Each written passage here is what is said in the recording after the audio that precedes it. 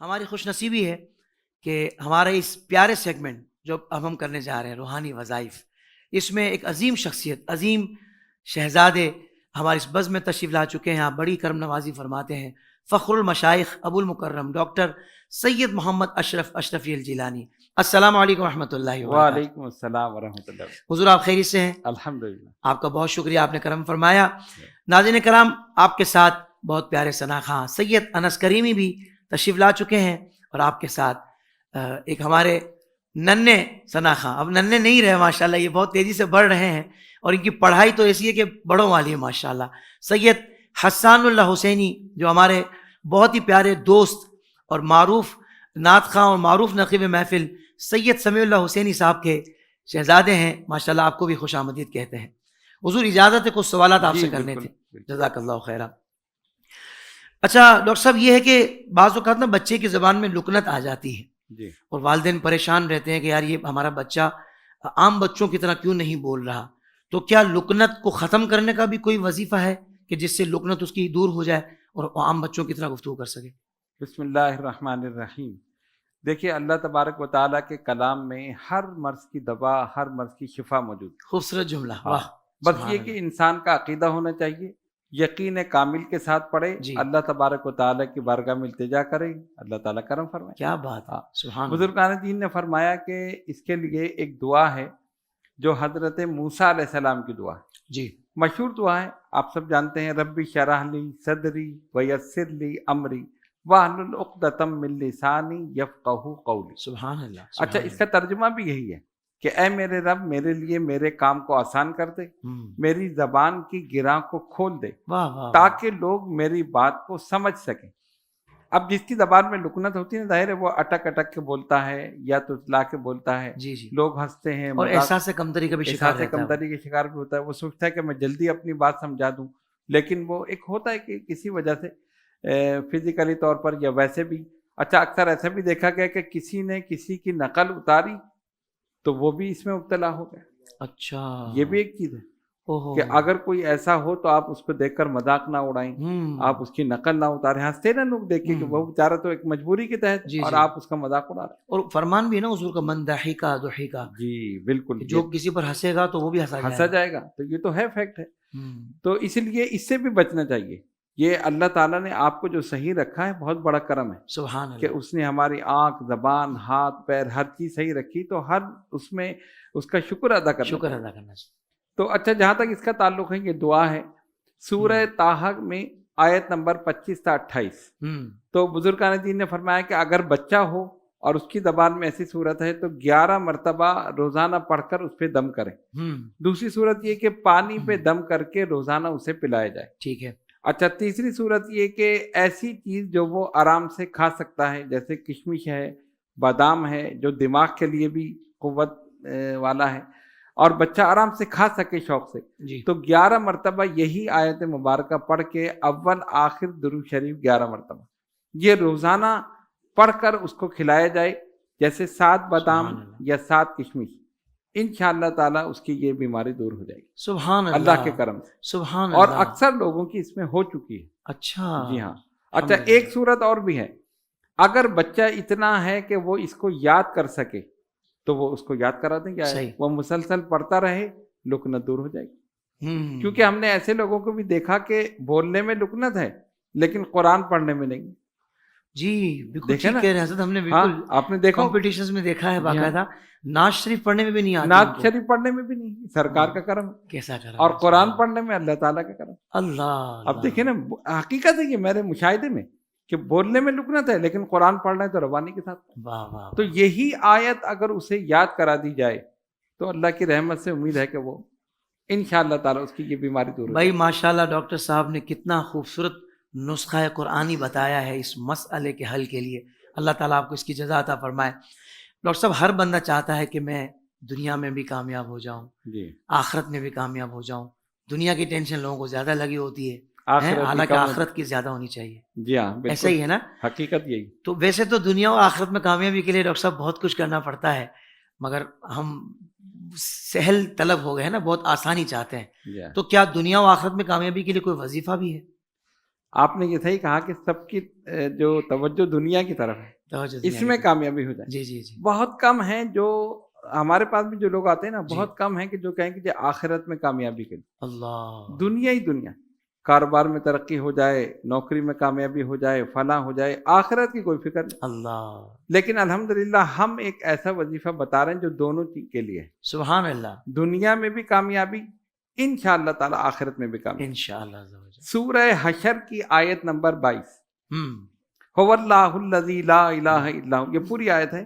اور اس آیت کے متعلق بزرگان دین نے بھی اور مفسرین نے بھی لکھا کہ یہ وہ آیت ہے جس میں اللہ تعالیٰ کے اسماء مبارکہ سب سے زیادہ ہیں. سبحان دیکھیں نا، اللہ. هو اللہ الخالق الباری المصور لہ الاسماء الحسنی، جی جی یہ جی ساری. اس سے المؤمن المہیمن العزیز الجبار المتکبر، جی جی سبحان جی اللہ، جی. سب سے زیادہ ہے سب سے زیادہ اسی آیت سبحان میں. اللہ سبحان تو اللہ. اسی لیے اس کی فضیلت یہ ہے کہ جو شخص اس آیت کو ہر نماز کے بعد 41 مرتبہ پڑھ لے جی تو وہ دنیا میں بھی بھلائی، آخرت میں بھی بھلائی. سبحان اللہ سبحان اور اللہ. دوسری چیز یہ کہ اگر آپ کسی کام کے لیے جا رہے ہیں اور وہ ایسا کام ہے کہ آپ دیکھ رہے ہیں کہ اس میں مشکل ہے، پریشانی ہے اور بظاہر ہوتا ہوا نظر نہیں آ رہا، آپ اس کا ورد کرتے ہوئے چلے جائیں، انشاءاللہ تعالیٰ کام ہو جائے گا. سبحان اللہ سبحان اللہ سبحان تو اللہ. یہ ایسی مجرب آیت ہے اور ایسے مجرب عمل ہے کہ جو آزمودہ ہے. یہ نہیں کہ ہم نے سنی سنائی بات جو ہے آپ کو بتا دی. آزمودہ ہے. واہ واہ واہ. ہم خود اگر اس کو پڑھتے ہیں تو انشاءاللہ اللہ تعالیٰ کامیابی عطا کرتا ہے. ماشاءاللہ. امتحان ہے اس میں بھی کامیابی، روزگار ہے اس میں کامیابی. یعنی آپ یہ سمجھ لیں کہ دنیا اور آخرت دونوں چیزیں اس کے اندر موجود ہیں. واہ واہ واہ واہ. لیکن یقین کے ساتھ پڑھیں، ہر نماز کے بعد 41 مرتبہ. 41 مرتبہ پڑھنا ہے. اور درود شریف تو لازمی ہے، وہ تو کہنے کی ضرورت نہیں، اول آخر درود شریف، اس کے بغیر گزارا نہیں. اللہ اکبر سبحان کیونکہ بزرگان دین نے فرمایا کہ درود جو ہے نا وہ رد نہیں ہوتا، وہ قبول ہی قبول ہے. اللہ. تو اس لیے ہر وظیفے کے اول آخر میں آپ پڑھیں تو یہ ہو نہیں سکتا کہ اللہ تعالیٰ اول کو قبول کرے، آخر کو، درمیان کو رد کرے. کیا کہنے. واہ واہ. جب اول آخر قبول ہے کیا کہنے تو درمیان بھی قبول. واہ واہ واہ. ماشاء اللہ ماشاء اللہ. اچھا ڈاکٹر صاحب، ہو سکتا ہے کچھ لوگ سوچتے ہوں کہ ڈاکٹر صاحب جب تشریف لاتے ہیں وظائف بتاتے ہیں تو تھوڑی کوانٹٹی زیادہ ہوتی ہے، تو حضرت میں تو یہ کہتا ہوں کہ پڑھنا شروع تو کریں. کیا خیال ہے؟ کیونکہ بعض اوقات نا اس کی تعداد جیسے زیادہ ہے، اگر 41 مرتبہ ہے تو 11 مرتبہ پڑھ. 11 مرتبہ. میں وہی چاہ رہا تھا کہ پڑھنا تو شروع کریں. صحیح. آپ تو کلام کو بالکل مطلب نہیں پڑھ رہے. نہ پڑھنے سے بہتر ہے کہ آپ آغاز تو کریں. انشاءاللہ 11 کی روٹین بنے گی تو 41 پہ بھی آ جائیں گے. Some thing is better than nothing. ہاں، کچھ نہ ہونے سے کچھ ہونا بہتر ہے. سبحان یہ اللہ. بھی آپ نے صحیح کہا. ہاں یعنی آپ نے اور اس کو آسان کر دیا، کم سے کم 11 مرتبہ پڑھنے چلے، اگر 41 مرتبہ نہیں، جی، ہر نماز کے بعد، ہر نماز کے بعد 11 مرتبہ. اور اس کے بعد پھر دعا کریں اللہ تعالیٰ اس کی برکت سے میرے مسئلے حل کر دے. سبحان اللہ. انشاءاللہ تعالیٰ ہوگا. اور وہ جملہ لوگ بولتے ہیں نا عمومی طور پر، میں یہاں نہیں کہہ رہا کہ کچھ پانے کے لیے کچھ کھونا پڑتا ہے، تو میں یہاں کہوں گا کچھ پانے کے لیے کچھ پڑھنا پڑتا ہے. یہ ٹھیک ہے. اچھا، آپ نے اس کو ذرا محتاط کر دیا، گھما دیا اس کو. اللہ اکبر. پڑھنا تو پڑتا ہی. ہاں، جب تک آپ اس کا ذکر نہیں کریں گے. ظاہری اعتبار سے وقت بندہ کھو رہا ہے، لیکن یہاں وقت بھی نہیں کھو رہا. وہی جو اللہ کا کلام پڑھ رہا ہے وہی تو وقت کام کا ہے، وہی تو وقت ہے. اچھا، اس میں ایک اور چیز ہے، جب آدمی کی یہ روٹین بن جاتی ہے نا، ہاں، تو پھر اس کو پتہ بھی نہیں چلتا کتنا کیا وقت. کہنے. واہ واہ. وہ خود بخود جیسے بھوک ہوتی ہے نا، بھوک لگتی ہے، اسی طرح اس کی بھی بھوک ہوتی ہے کہ مجھے پڑھنا ہے. وہ پڑھتا ہے اور اس میں ٹائم نہیں لگتا. اور پھر اللہ تعالیٰ ٹائم میں برکتیں عطا فرماتا ہے کہ اس کے وظائف بھی ہو جاتے ہیں اور کام بھی ہو جاتا ہے. جی جی، یہ چیز ہے. لیکن پڑھ کے تو آپ دیکھیں نا، پڑھنے والا تو ہو. اگر نہ پڑھے اور پھر کہیں کہ جی ہمیں سب کچھ مل جائے تو یہ تو نہیں ہو سکتا. اللہ اکبر سبحان اللہ. اچھا ڈاکٹر صاحب، اگلا سوال یہ تھا کہ کسی بچے کو بار بار بخار ہو جاتا ہو اور اترتا بھی نہ ہو، والدین بہت پریشان ہوتے ہیں کیونکہ بخار بعض اوقات سر میں بھی چڑھ جاتا ہے. تو یہ بھی ارشاد فرما دیں کہ ایسی صورت میں کیا وظیفہ پڑھا جائے کہ بخار بار بار بھی نہ ہو، اور اگر بخار بہت تیز ہے تو وہ اتر بھی جائے. جی ہاں، اکثر ایسا ہوتا ہے کہ ایک تو میادی ہوتا ہے جی، اور ایک ویسے بھی کہ دوائیں بھی آپ دے رہے ہیں پھر بھی چڑھ رہا ہے مسلسل اور اس کی حالت خراب ہو رہی ہے. تو اس میں یہ ہے کہ ایک آیت ہے، یا نار کونی بردوں و سلامن علی ابراہیم. صحیح. یہ وہی آیت ہے جو حضرت ابراہیم علیہ السلام کے لیے اللہ تعالیٰ نے فرمایا اے آگ ابراہیم پہ ٹھنڈی ہو جائے. تو بزرگان دین نے اسی سے یہ آیت نکالی کہ بخار جو ہے یہ بھی آگ ہے.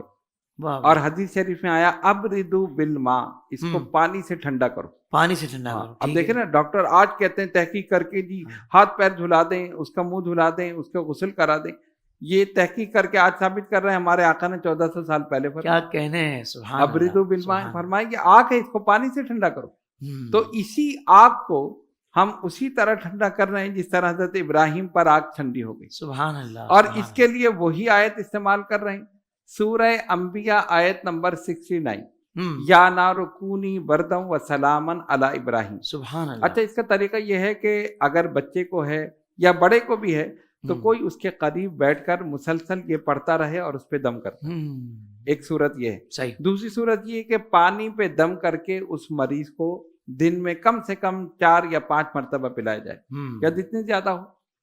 اور تیسری صورت یہ ہے کہ جیسے ہم سر پہ پٹیاں رکھتے ہیں, ہاتھ پہ ٹھنڈا پانی میں کپڑا بھگو کے نا, یہ بھی ایک طریقہ ہوتا ہے کہ بخار کو, تو اس پانی پر بھی دم کیا جائے تاکہ اس میں جب وہ بھگو کر سر پہ یا پیروں پہ رکھی جائے تو وہ بخار اتر جائے. بہت خوبصورت وظیفہ بتایا آپ نے حضرت. اور یہ حقیقت ہے کہ اس سے بخار اتر جاتا ہے. ماشاء اللہ ماشاء اللہ. جب تک مکمل صحت نہ ہو, مکمل جیسے نہ اترے, آپ یہ جاری رکھیں. واہ واہ واہ, سبحان اللہ. بہت خوبصورت آپ نے حل ارشاد فرمایا ہے, وہ بھی قرآن پاک سے ہے.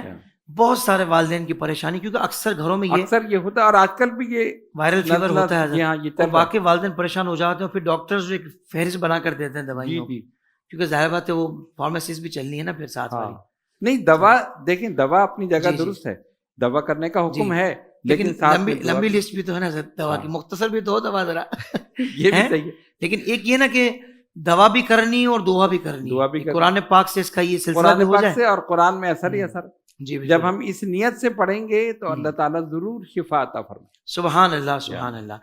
حضرت یہ بہت اہم میں عرض کرنا چاہ رہا تھا مسئلہ, اس کا ضرور آپ حل ارشاد فرمائیے گا, کیونکہ مجھے بھی ٹریولنگ کرنا ہوتا ہے یا دیگر کمیونیکیشنز کے ذریعے لوگ کہتے رہتے ہیں کہ بے اولادی ہے, اولاد ہو جائے دعا کیجیے. ظاہر بات ہے کہ ہر چیز پر قادر اللہ کی ذات ہے, بالکل وہ قادر کل ہے, مالک کل ہے, وہ چاہتا ہے تو عطا فرماتا ہے, لیکن مانگنے کا انداز بھی تو ہونا ہے.